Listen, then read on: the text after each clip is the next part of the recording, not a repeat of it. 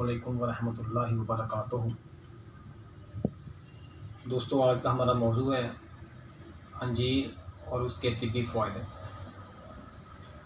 तो जो अंजीर शरीफ का ज़िक्र कुरान पाक के अंदर भी मौजूद है। अल्लाह ताला ने अंजीर को जन्नत का फल कहा है। कुरान मजीद में अल्लाह ताला ने फरमाया कि कसम है अंजीर की, ज़ैतून की और तूर सीन की। इसलिए ये बहुत ही अहम फल है। इसके बहुत ज़्यादा तिब्बी फ़ायदे हैं, जिसमें से चंद एक फ़ायदे आपकी नज़र करता हूँ। नंबर 1, कमज़ोर और दुबले लोगों के लिए ये बेहतरीन मुफीद है। जिस्म को फरबा और जिस्म में ताकत पैदा करती है। चेहरे को सुर्ख और सफ़ेद रंगत को निखारती है। बहुत ज़्यादा मुफीद है।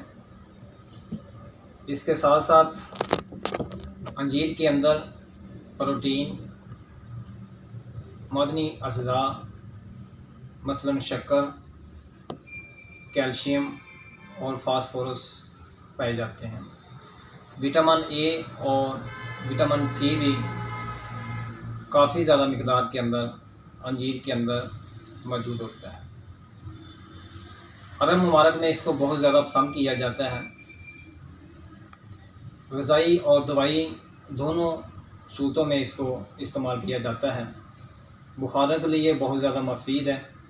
हाज़मे को दुरुस्त रखती है। जिस्म से फासद फुज़लात को खारिज करती है। गुर्दा और मसाने की पथरी को निकालने में मदद देती है। पट्ठों को ताकत देती है।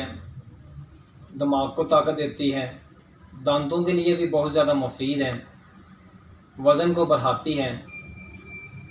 अंजीर मर्ज़ कुलंज को महफूज रखती है। कुलंज के मर्ज़ से महफूज रखती है। कब्ज़ के लिए बहुत ज़्यादा मुफीद है।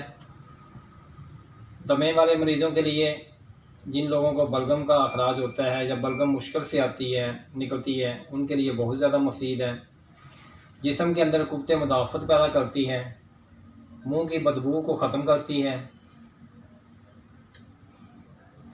इसके अलावा भी बहुत सारे इसके फ़ायदे हैं। जिस्म के अंदर रेड सेल को पैदा करती है।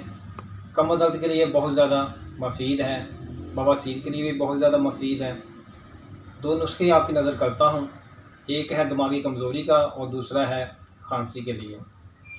खांसी के लिए मेथी के बीज और अंजीर, इन दोनों को पकाकर इसका जुशांदा इस्तेमाल किया जाए तो खांसी के लिए बहुत ज़्यादा मुफीद है।